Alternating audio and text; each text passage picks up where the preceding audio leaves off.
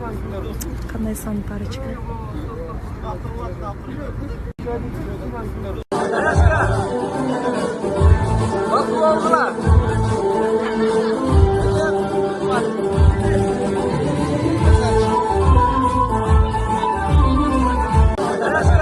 Gelin mehmanlar hoş geldinizler, gelinizler. En yaşlı bulacak ağlıyor da öyle buna şampanyası söz sondukları var ya şöyle hoş gidip. Gelin mehmanlar hoş geldiniz.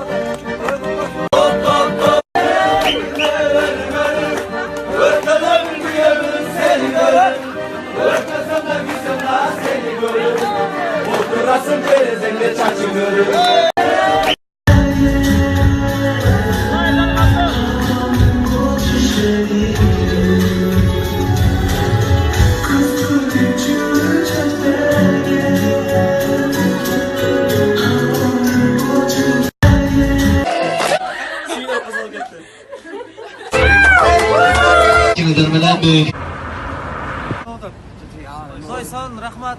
Sarif, rahmat. Rezonans. Rezonans studiyasi. Baklov.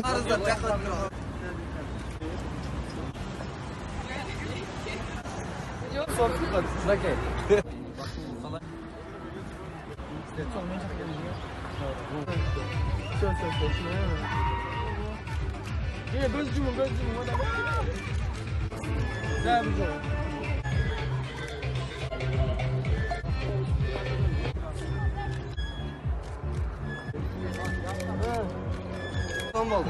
Daha şu tek. Men garanti olmadı.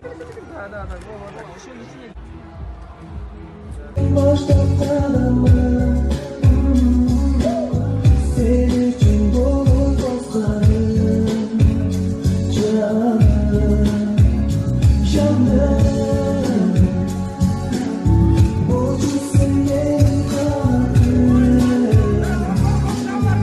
büyük can acılarım, o can acılarım, aferin bir kıyamız olsun ki. Bugün başta karanlık, senin için dolu dostlarım, canım, canım,